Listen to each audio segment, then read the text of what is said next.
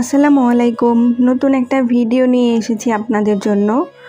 আর আজকের ভিডিওতে রয়েছে গ্রামের ধান কাটা মাড়াইয়ের কাজের ভিডিওগুলো।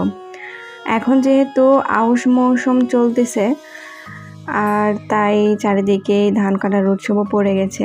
আমি এসেছি আমার গ্রামের বাসায়, আর এই যে আমার আব্বু দাঁড়িয়ে আছে, এগুলো আমাদেরই ধান সব নিয়ে আসা হচ্ছে।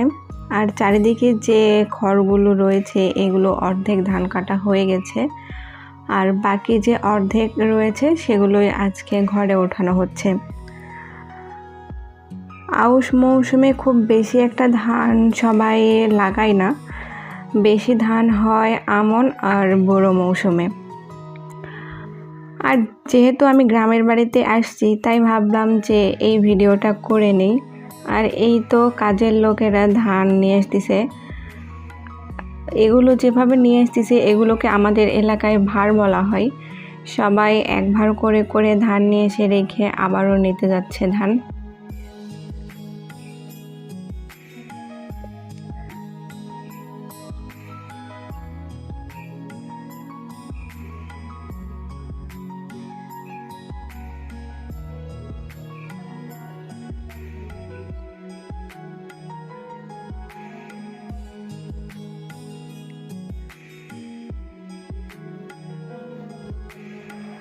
আর তো আব্বু এখানে দাঁড়িয়ে দাঁড়িয়ে দেখতেছিল যে সবাই ঠিকঠাক মতন ধান নিয়ে এসে রাখতে পারতেছে কিনা।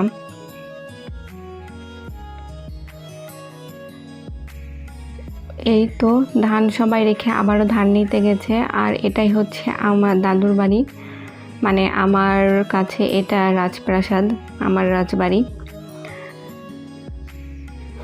আর তো রাস্তার সাইডে একদম আমাদের বাড়ি, আর পাশে আমাদের খলা, তারপরে পুকুর ঘাট। এই তো এটা হচ্ছে আমাদের পুকুর ঘাট, আর এখানে আব্বু গোসল করতেছিল দুপুরবেলা। আর আজকের ওয়েদারটা অনেক সুন্দর ছিল, তাই আকাশটাও দেখতে ভীষণ ভালো লাগতেছিল। আর কয়েকদিন এত পরিমাণ বৃষ্টি হয়েছিল যে বৃষ্টির পানির জন্য পুকুরটা একদম ভর্তি হয়ে গেছে।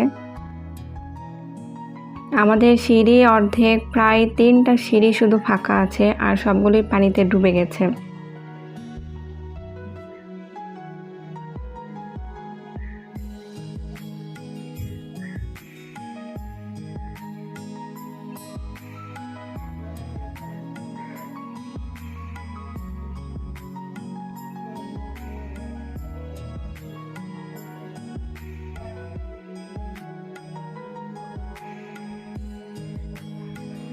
সবাই আবারও ধানের ভার নিয়ে আসতেছে।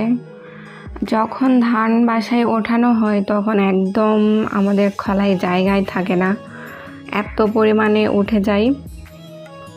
বিশেষ করে আমন আর বোরো মৌসুমে বেশি ধান ওঠে, সেই জন্য একটু জায়গা ফাঁকা থাকে না। এখন যেহেতু একটু কম ধান লাগানো হয়েছে, তারপরও খুব একটা বেশি জায়গা নাই।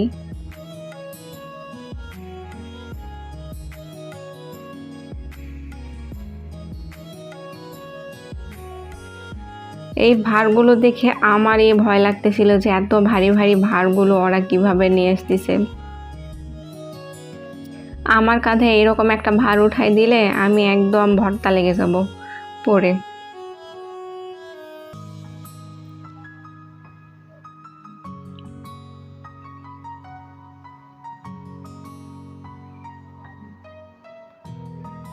আমি আবার ধানের কাছে এসে ধানের ভিডিও করে নিচ্ছিলাম যে এক একটা ধানের আটিতে কতগুলো করে শীষ আছে, কতগুলো ধান আছে।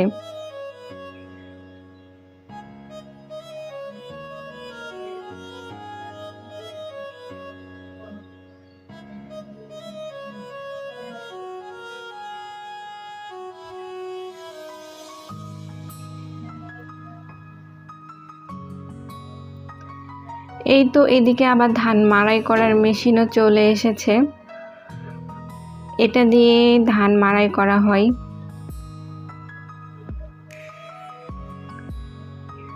আব্বু সেই জন্য নেটের উপরে আরেকটা কাগজ বিছিয়ে দিচ্ছিল যেখানে ধান পড়বে।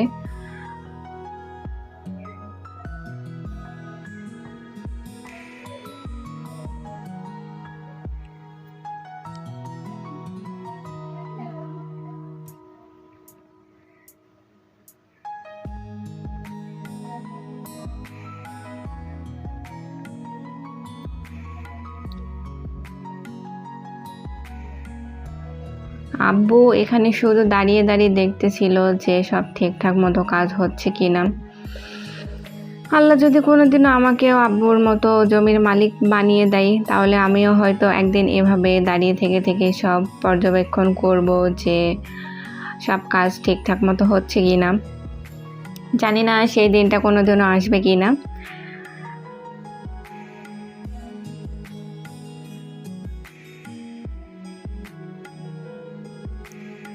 এখন মেশিন স্টার্ট দেওয়া হয়ে যাবে। আর এই মেশিনটার এত শব্দ একদম কান ঝালাপালা শুরু হয়ে যায়। তারপরেও বেশি সময় লাগে না। আগেকার যুগে মানে আমার দাদুদের আমলে তো এভাবে ধান মাড়াই করা হতো না, পিঁড়ি দিয়ে ধানের আটি পিটাই সেটাতে অনেক বেশি সময় লাগতো আর বেশি কষ্ট। আর এখন যুগের অনেক পরিবর্তন হয়ে গেছে, নতুন নতুন জিনিসপত্র বের হচ্ছে আর কাজটাও অনেক তাড়াতাড়ি হয়ে যাচ্ছে।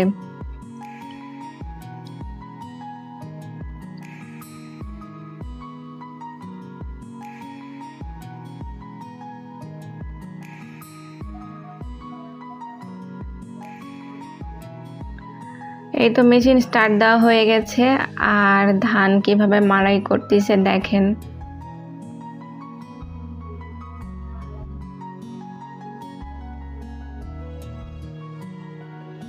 একদিক থেকে শুধু ধান বের হবে আর একদিক থেকে যে আটির যে খড়গুলো আছে সেগুলো একদিকে পড়বে।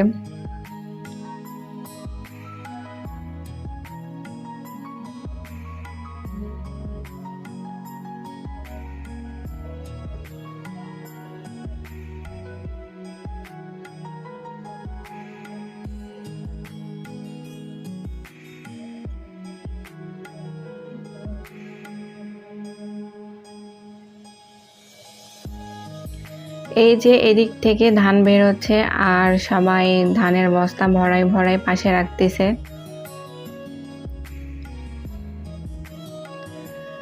একদিক থেকে ধান মাড়াই করা হচ্ছে, আবার আরেক দিক থেকে ধানের ভারও নিয়ে আসতেছে। এগুলো দেখতে আমার খুব ভালোই লাগে। আপনাদের কাছে কেমন লাগে জানি না, কিন্তু আমার কাছে এই ধান মাড়াই করা এগুলো খুব ভালো লাগে। তাই যখনই আমাদের বাড়িতে ধান ওঠানো হয় আমি দাঁড়িয়ে থেকে দেখি।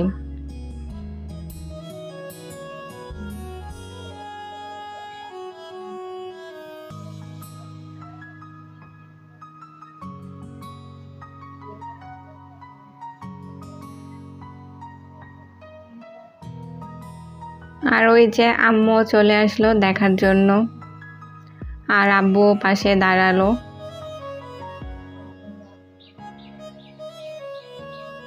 এই তো দেখতে দেখতে একদম ধান মাড়াই করা প্রায় শেষের দিকে চলে এসেছে।